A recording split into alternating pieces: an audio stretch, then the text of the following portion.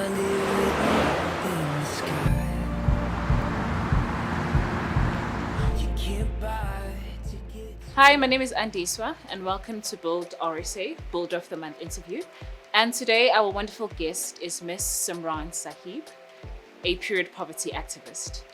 Hi, thank you so much for having me on today. It's our pleasure, Simran. So let's get right into it. So please tell us more about yourself.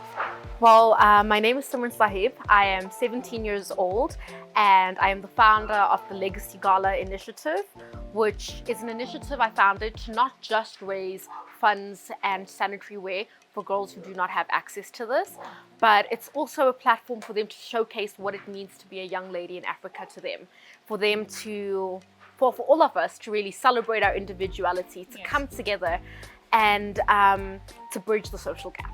So tell us more about what you do.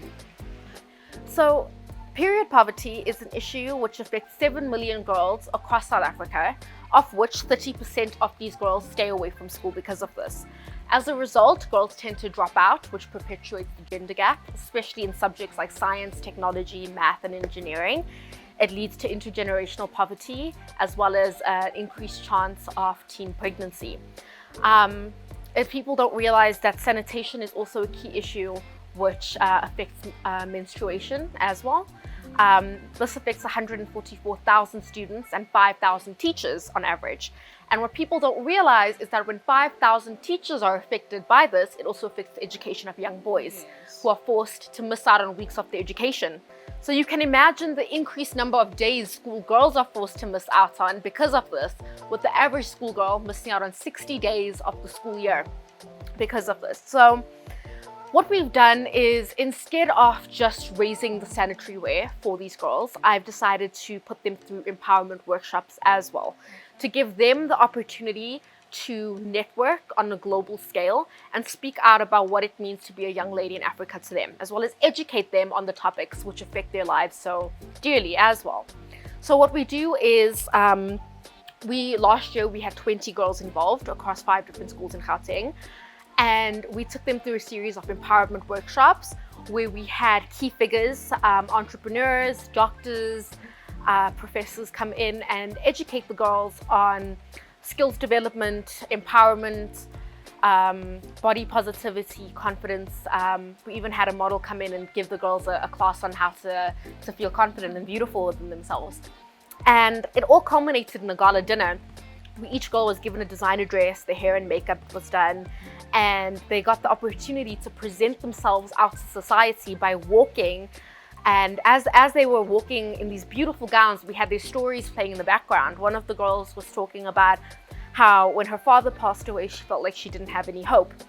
And as she said that, out she came with the biggest smile on her face, full of confidence, wearing our ambassador sash, talking about the impact the Legacy Gala had on her. And it didn't just end there. It was an opportunity for her to network with the people we had at the event. We had each girl strategically placed at a table with people we thought would help them with their futures. We had them able to contact the individuals who were involved, as well as now after the workshop, we're giving them guidance. And hopefully through this process, we can raise some sponsorships for them to send them overseas or to send them to universities, but they're going to become the mentors for the girls upcoming in the following years moving forward. So it's a way for us to create a legacy that can last for generations. Okay, so when did you start the campaign or the initiative, also everything together? So I had the idea for the initiative when I was 15 years old. And I remember approaching my parents with the idea, and they told me, okay, we fully support you, make a PowerPoint presentation, let's see how we can get this up and running. So I did that. Then they let me present to some other people. Then I launched it at the Nelson Mandela Foundation on the 8th of April last year, 2022. And ever since then, the support for this project has been absolutely amazing. We've been grateful and lucky enough to have many key figures, local celebrities and corporations give their support to us. Okay, so since you started the project, what has been your greatest achievement so far with everything that you've done? I think just my greatest achievement is seeing the impact that the project has had on all the girls involved. Last year was the first year we had the gala event, and we were able to involve 20 different girls from 5 different schools across Gauteng. And it was amazing to see how from the first workshop, a lot of them were very quiet and unsure of themselves. And by the time we had our last workshop, they were all at that point, because during our workshops we had professors, doctors, lawyers come in and give the girls talks about skills development, educating them on their bodies, mental health awareness, health, things like that. So it was very interesting to see how from the first workshop the girls were able to grow and find themselves, not just become voices for themselves, but to become voices for other people in the process. A lot of them were now applying to UP. We went and did a feedback check on the girls a couple months ago, and a lot of them are now the class presidents, the representatives of their schools, the top achievers in their grade.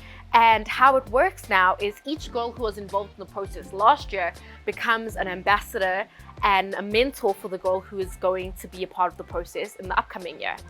So it's just been amazing to see the impact that it's had on them. I think that's the greatest achievement. So it also gave them like a sort of self-esteem issue. Like Yes. they were able to do that. And I think it's a good initiative that the people that actually were the girls in the before are now mentoring the ones that are in. Yes. I think that has helped them a lot actually. I think there's so much we can all learn from each other, and I think it's so important to realize that beneath our diversions by skin color, wealth, and accessibility, we're all the same.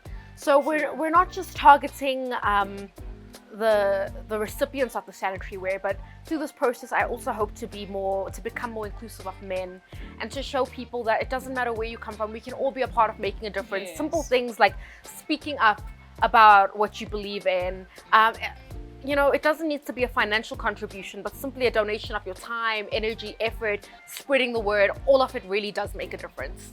And that is very wonderful. So in everything, and when you started the project, and since the project is still ongoing, how have you been motivating yourself to still continue and wake up every day and be there for those girls and continue the initiative that you are very passionate about to starting?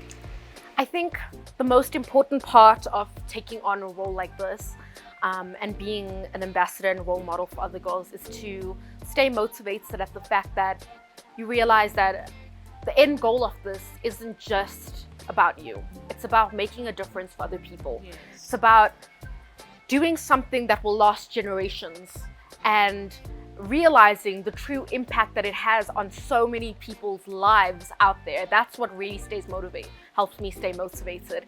I take regular breaks in between. I try to focus on the positives in life, and rather than viewing everything as a challenge, I view it as a mission, something I need to do not just for myself, but for other people.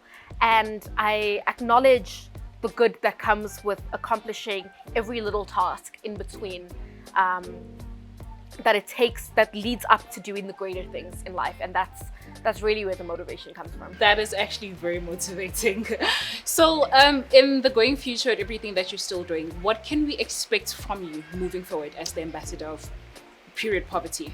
So I would like to expand my campaign into an organization that is globalized and African-based. I am in the process of launching Legacy Gala Europe. I've gotten some schools from Belgium, the Netherlands, and France who are keen on getting involved and coming down for our gala, and being a part of the process with the girls. So right now, my main focus is just expanding the project to be something that is inclusive of all, not just girls, but boys to youth in Africa. And eventually I would like it to tackle other issues like gender-based violence as well. Yes.